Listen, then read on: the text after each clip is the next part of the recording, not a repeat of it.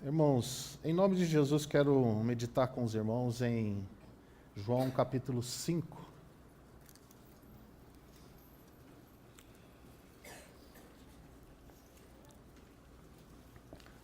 João capítulo 5, acerca do paralítico de Betesda.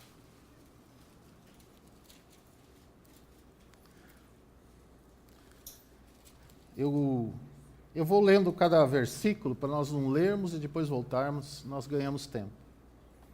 A gente vai lendo e comungando alguma coisa com os irmãos. Verso 1. Depois disto, havia uma festa entre os judeus e Jesus subiu a Jerusalém. Ora, em Jerusalém há, próximo à porta das ovelhas, um tanque, chamado em hebreu Betesda, o qual tem 5 alpendres.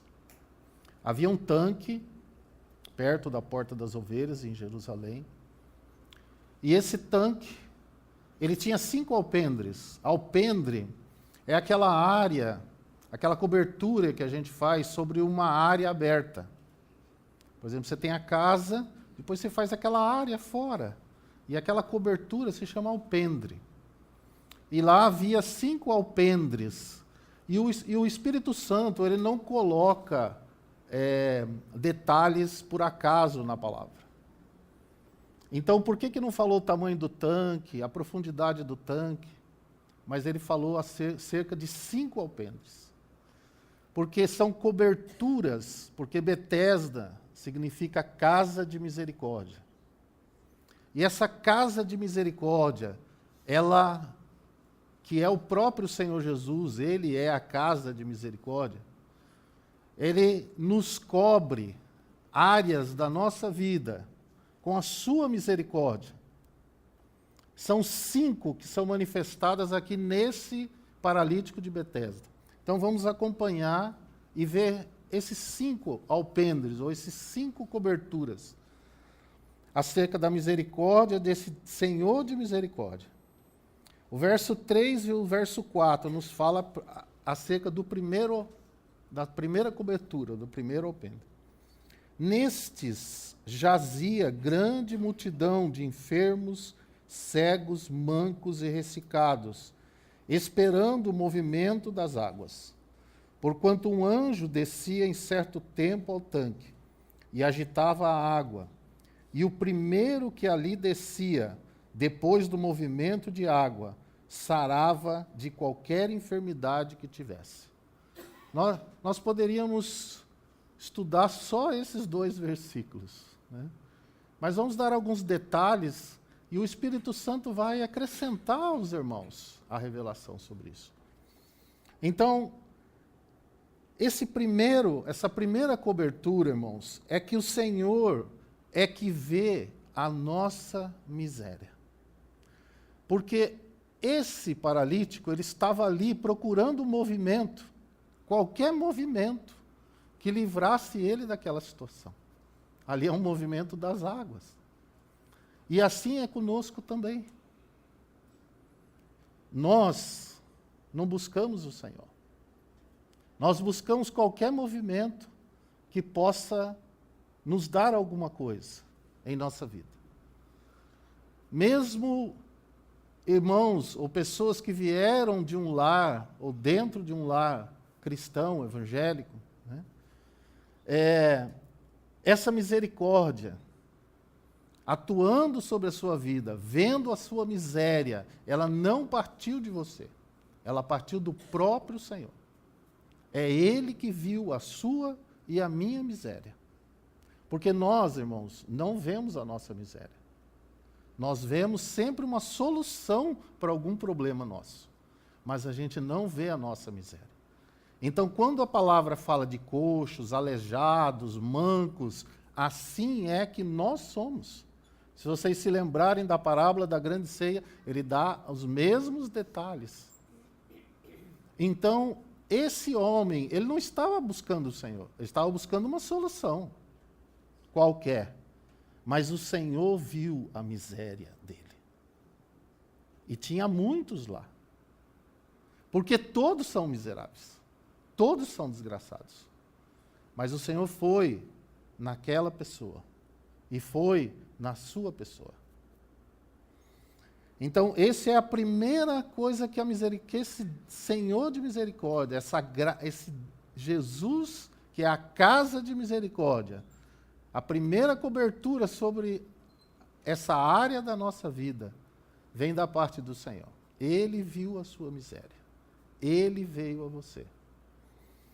O segundo está no verso 5 e 6. E estava ali um homem que havia 38 anos, se achava enfermo. E Jesus, vendo este deitado e sabendo que estava neste estado havia muito tempo, disse-lhe: queres ficar são? O segundo aspecto, irmãos, dessa casa de misericórdia que é o Senhor Jesus, é que Ele é que se aproxima de nós. Ele vem e se aproxima. Ele vem e fala conosco. Ele mesmo. Primeiro, Ele vê a nossa miséria. E segundo, Ele chega a você e a mim. E Ele chegou. Se você é uma nova criatura, se você é um filho de Deus, isso aconteceu na sua vida já. O Senhor veio a você e se manifestou a você. Ele se aproximou. Ele veio e Ele perguntou. O Senhor não vem fazendo a obra assim, mas Ele pergunta. O Senhor é muito precioso, né? Ele não violenta, mesmo que nós sejamos tão miseráveis, Ele não violenta isso. Porque nós temos uma vontade livre. E o Senhor pergunta: você quer se tornar são? Quer que eu te faça algo? Quer ficar? Então, esse é o segundo aspecto. O terceiro, irmãos, está no verso 7. O enfermo respondeu-lhe: Senhor, não tenho homem algum que, quando a água é agitada, me meta no tanque, mas enquanto eu vou, desce outro antes de mim. E Jesus, amém, desce outro antes de mim. Então, amados, o terceiro aspecto é que o Senhor, Ele se compadece de nós e Ele se aproxima de nós, porque Ele sabe que não tem mais ninguém por nós. Ninguém por nós. Ninguém pode fazer nada por você. E Ele sabe disso. Então, esse é o terceiro cobertura dessa casa de misericórdia que é o Senhor, que se achega a nós, porque Ele sabe que ninguém é por nós, ninguém pode fazer nada por nós. O quarto aspecto, irmãos, está no verso 8, verso 9, que diz assim: Jesus disse-lhe: levanta-te, toma tua cama e anda. Logo aquele homem ficou são, e tomou a sua cama e partiu. E aquele dia era sábado. O quarto aspecto, irmãos, dessa casa de misericórdia, é que Ele sabe que ninguém tem poder para fazer a não ser Ele. É Ele que tem poder para fazer. Então, o primeiro aspecto é que Ele é que tem que ver a nossa miséria, porque nós não vemos. Nós continuamos miseráveis e não vemos a nossa miséria. O segundo aspecto é que Ele que se aproxima, porque Ele sabe que nós não temos condições de ir a Ele. Não há quem busque a Deus. O terceiro é que não tem ninguém por nós. E o quarto é que não há poder fora da pessoa do Senhor Jesus para fazer algo por nós e em nós. E o quinto aspecto, irmãos, está no verso 14, mas eu quero continuar lendo aqui. Então os judeus disseram àquele que tinha sido curado: é sábado, não te é lícito levar a cama. E ele respondeu-lhes: aquele que me curou, ele próprio disse: toma a tua cama e anda. E perguntaram-lhe, pois, quem é o homem que te disse: toma a tua cama e anda? E o que fora curado não sabia quem era, porque Jesus se havia retirado, em razão de, naquele lugar, haver grande multidão. Depois Jesus encontrou-o no templo e disse-lhe: eis que já estás são, não peques mais, para que não te suceda alguma coisa pior. Então, amados, esse é outra atitude nossa que, apesar do Senhor fazer uma obra em nós, nós não temos condições por nós mesmos de conhecer esse Senhor que fez essa obra por nós. Então, Ele mesmo tem que se revelar a nós, pelo seu Santo Espírito.